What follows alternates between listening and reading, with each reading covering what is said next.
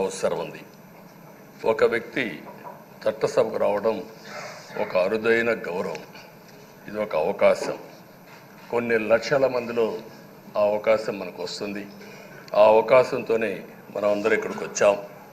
అయితే మనం అందరం గుర్తుపెట్టుకోవాల్సింది, మనల్ని ఎంపిక చేసిన ప్రజలకి ఏం చేయాలి, తాత్కాలికంగా ఏం చేయాలి, ఒక టైం బౌండ్ ప్రోగ్రాంలో ఏం చేయగలుగుతాం, దీర్ఘకాలంలో ఏం చేయగలుగుతామో మనం అందరం ఆలోచించుకుని అలాంటి సమస్యల్ని పరిష్కారం చేయాల్సిన బాధ్యత మనందరి పైన ఉంది.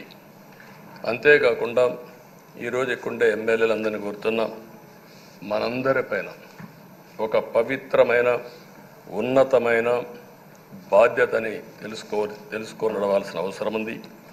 చట్టసభల్లో సభ్యుల ప్రవర్తన, వ్యాఖ్యలు, చర్చలు, మనం ఏదో ఇక్కడ అపోజిషన్ ఉంటే అపోజిషన్కే జవాబుదారితనం, వాళ్ళ మీద మాట్లాడాలనే ఆలోచన కాకుండా మనం మాట్లాడే విషయాలు రాష్ట్రం మొత్తం ప్రజలంతా వాచ్ చేస్తూ ఉంటారు. మీ నియోజకవర్గంలో ఉండే ప్రజానీకం వాచ్ చేస్తారు, రాష్ట్రం అంతా వాచ్ చేస్తారు. ఒక సభ్యుడిగా మీరు సమర్థవంతంగా పనిచేస్తే ఎక్కడ లేని గౌరవం వస్తుంది. దానికి మనందరం కృషి చేయాల్సిన అవసరం ఉంది. అయితే ఓసారి బాధేస్తుంది, గడిచిన 5 సంవత్సరాలు శాసనసభ అంటే చాలా భిన్నంగా నడిచింది.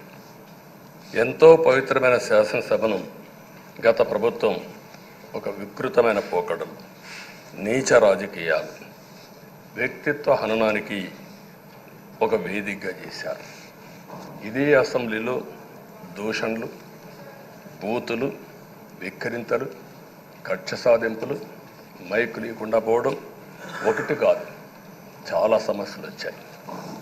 అదే సమయంలో ఫస్ట్ టైం వచ్చిన ఎమ్మెల్యే బాధ్యతారాహిత్యంగా 6-7 సార్లు గెలిచిన ఎమ్మెల్యేని విక్రించడం, బూతులు తిట్టడం, చాలా వల్గర్గా ప్రవర్తించే పరిస్థితికి వచ్చారు. ఆ రోజు ప్రభుత్వం యొక్క వైఫల్యాల్ని క్వశ్చన్ చేస్తే వాళ్ళపైన సభలోనే దాడి చేయడం, నీచంగా మాట్లాడడం, వాళ్ళ మనోభావాలు దెబ్బతీయడం, ఇవన్నీ చేసే పరిస్థితికి వచ్చారు. ఇక్కడుండే నాయకులు నేను చూశాను. ఆ రోజు తెలుగుదేశం పార్టీ 23 మంది గెలిచాం.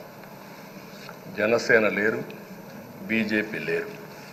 కానీ ఆ 23 మందిని గెలిచినాక ఇదే అసెంబ్లీకి వస్తే వాళ్ళు ప్రవర్తించిన తీరు మీరు చూస్తే చాలా బాధాకరంగా ఆ రోజు పనిచేసే పరిస్థితికి వచ్చారు.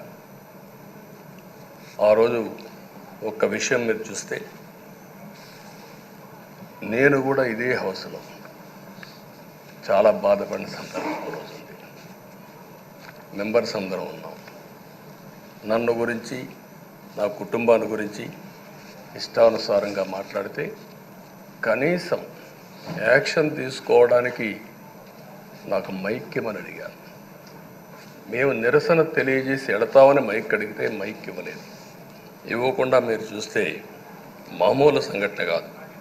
ఆ రోజు నేను ఒక మాట చెప్పాను, ఇది గౌరవ సభ కాదు, మీరు నాకు మైక్ కూడా ఇవ్వడం లేదు. మైక్ ఇవ్వకపోయినా నేను స్టేట్మెంట్ ఇవ్వాలి కాబట్టి ఇచ్చెడతాను రికార్డు కోసం అని చెప్పి గట్టిగా లేచి ఇదే సీట్లో కూర్చొని ఆ రోజు నేను చెప్పింది అదే వర్డ్స్ మీకు రిపీట్ చేస్తున్నాను. నేను స్టేట్మెంట్ ఇవ్వాలనుకున్నాను, మీరు మైక్ ఇవ్వకుండా చేశారు. అయినా నాకు బాధ లేదు. మళ్ళీ చెప్తున్నా, ముఖ్యమంత్రిగానే ఈ హౌస్కు వస్తాను తప్ప అదర్వైజ్ నాకు రాజకీయాలు అవసరం లేదు. ఇది ఒక గౌరవ సభ కాదు. ఇలాంటి గౌరవ సభలో నేనుండనని మరొక్కసారి చెప్తూ మీకు నమస్కారం. ప్రజలకు విజ్ఞప్తి చేస్తున్నా, నా అవమానం మీరు అందరూ అర్థం చేసుకొని నిండు మనసుతో ఆశీర్వదించాలని కోరుతూ ఈ సభ నుంచి వాకౌట్ చేస్తున్నానని చెప్పి వాకౌట్ చేసి బయట ప్రెస్ కాన్ఫరెన్స్ పెట్టాను. ఎందుకు ఈ విషయం చెప్తున్నానంటే, నా జీవితంలో ఇది 9వసారి నేను ఎమ్మెల్యే.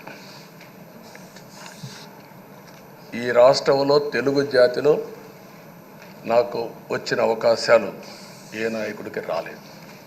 14 సంవత్సరాలు ముఖ్యమంత్రిగా పనిచేశాను. ఇప్పుడు మళ్ళీ ముఖ్యమంత్రి అయ్యాను. 15 సంవత్సరాల పొజిషన్ పార్టీ లీడర్గా పనిచేశాను. కానీ తిరుపతిలో నా పైన దాడి జరిగింది. 24 క్లేమోర్ మైన్స్ నా మీద బ్లాస్ట్ చేశారు. ఆ రోజు కూడా నా కళ్ళలో నీళ్ళు రాలేదు. మొట్టమొదటిసారిగా ఎలాంటి సంబంధం లేని నా సతీమణి పైన ఆరోపణలు చేశారు. ఆ ఒక్కరిపైన కాదు, ఈ రాష్ట్రంలో ఆడపడుచులందరిపైన, గౌరవంగా బ్రతికే ఆడబిడ్డలందరినీ అవమానం చేయడం, సోషల్ మీడియాలో పెట్టడం, క్యారెక్టర్ అసాసినేషన్ చేయడం, ఇలాంటి చాలా సంఘటనలు జరిగాయి.